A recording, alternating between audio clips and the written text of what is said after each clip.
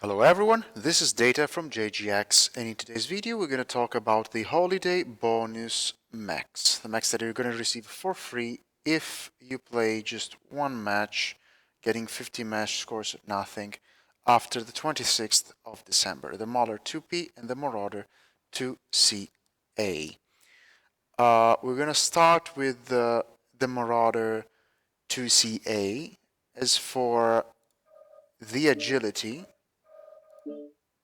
it's pretty much comparable with the Mad Mark II. So bad, very bad agility. Turn rate is 40. Mad Mark II is 35. Annie is 35. Some assaults who feel nice to pilot are around 50, 55. XL diesel is very low. 1319 for comparison. Let's see, an Atlas is around 20, 21, same as the Banshee, so is the Awesome. There are very few mechs that have this bad agility. I don't know why, but that's how it is. As for the hitboxes,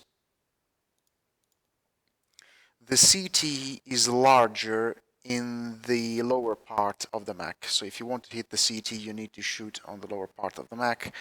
The upper part of the shoulders registers as side torso.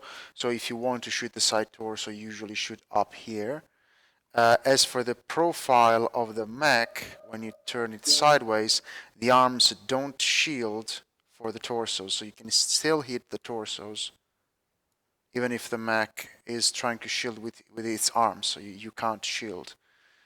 As for the quirks, it has a nice jam chance quirk.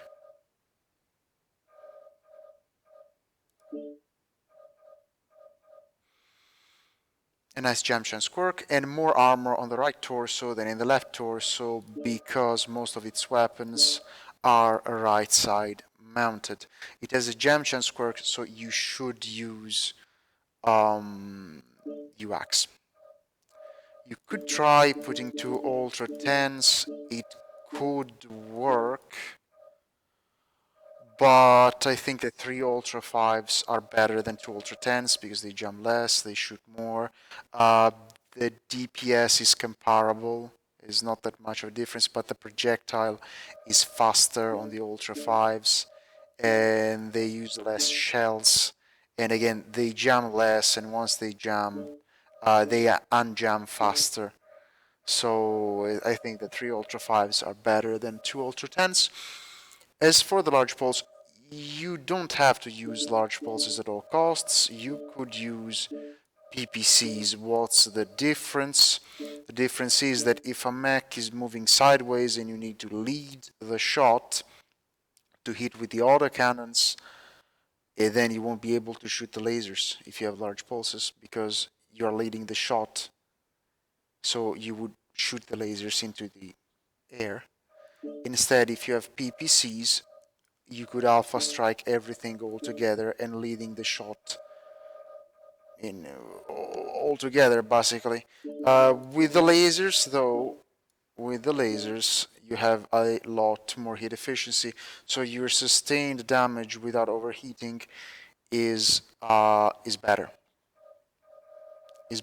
So on stationary targets, if you're engaging stationary targets or slow targets, slow big targets, this build is better. Instead, if you're trying to shoot at fast mechs moving sideways, this one is better. You could try to equip them on the other side of the mech, because even if you put like 3 here and 2 here and you do a left side peek, it's not that bad, but I prefer to have them all on one side and then shield every time. As for the skill tree, I just think that when you have duck on a mech, you must go the entire tree.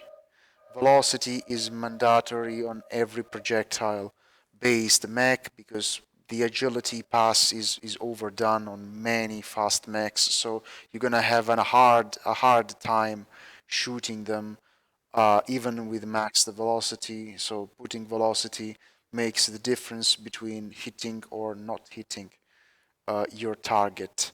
Ideally, you'd want even more velocity, especially on weapons like UX that weren't buffed at all with the first Cauldron weapon pass.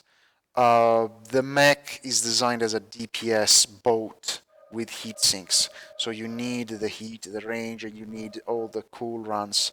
These ones are the ones that buff how fast your heat sinks dissipate. These ones is how tall your bar is, let's say it this way. So these are not that much important, but these ones, the cool run, are the most important.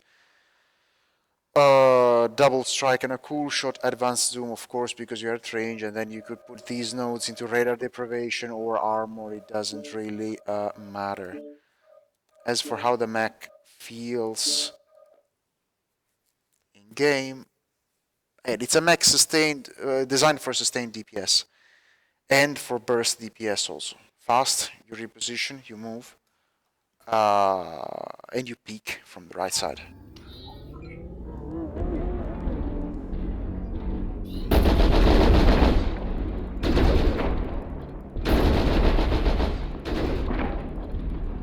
You hide when you jump all of them. You wait, and then you peek again.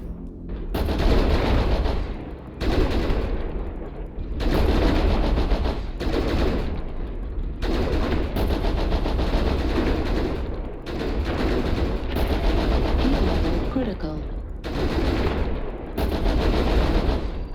Heat level critical. Heat level critical.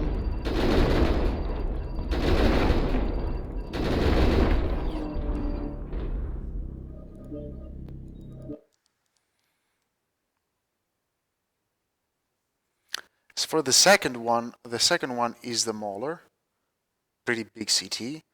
But now it has some decent survival quirks. So the survival is honestly, it's acceptable. It's the Molar 2P.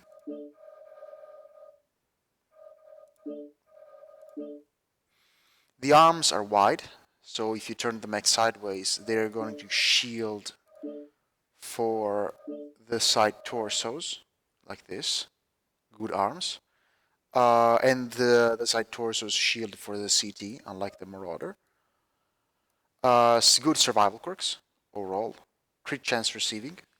Crit chance receiving is a quirk that helps not only receiving less crits on the weapons, but also receiving less crits on the structure itself. So you're less likely to receive a critical hit on the structure. It's basically more survival, and your weapons getting destroyed way less.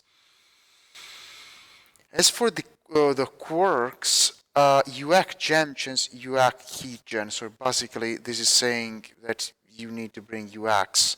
You also have cooldown, so it's basically a UAC based DPS mech and laser heat gen. There are honestly many ways in which you could fit that Marauder. Molar, the Molar 2P. You could go with 2 UACs and 3 large lasers, or 2 UACs and 3 light PPCs with a standard engine. Using the large lasers here because the damage per hit of a large laser is better than the damage per hit of a PPC, because this mech has the specific laser heat quirk. So I'm basically utilizing the quirks to have the maximum damage per heat and sustained damage without overheating possible. Again, you could use light PPCs, the same stuff that I said for the Marauder. Easier to lead the shot altogether in Alpha Strike. This one with lasers is harder to use because you have to lead for the UACs and no lead for the lasers. This is going to be a bit more difficult to play, so this is one option. As for the agility is pretty decent, a bit higher than the Marauder, and nothing special. So mediocre in terms of agility. Other setups that you may do, you could replace the UX with ghost rifles. You could lower a bit the armor that you don't need here, lower something on the legs.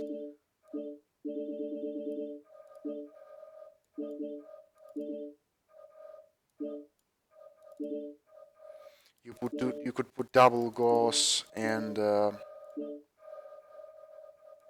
triple ER large. Put your ammo, because you have a lot of tonnage available, you can put your ammo in.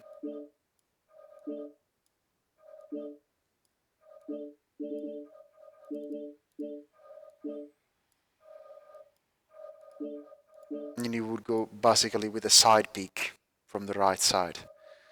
It could work also with the XL engine, faster XL, more heatsink. I'd go with this. Maybe I'd even lower a bit this and get a targeting computer 1 for extra range on the laser. So this is another option. Another option that you have, and that is going to work for sure, is to go with the standard engine. You rise the armor here, of course. Whatever. We go 6 medium lasers and double heavy gauze.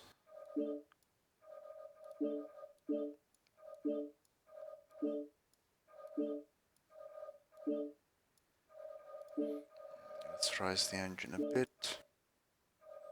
And then the rest you can put it into armor or whatever. I mean, these 3 builds are all going to work. I prefer this one because it utilizes the quirks that it has: UAC heat, UAC gem chance, laser heat. This one is the one that will give you the maximum possible DPS for this mech. As for the skill tree, like, it's the same concept of the Marauder, so the same skill tree.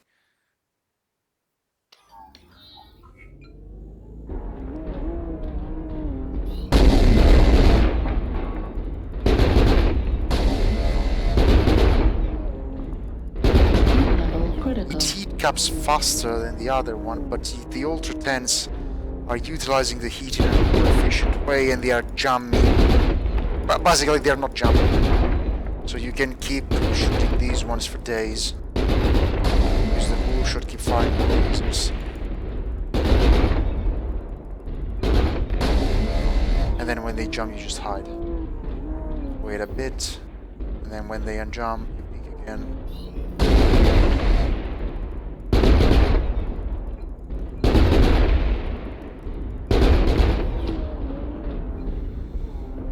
So that's it. I hope it helped, and I'll catch you guys next time.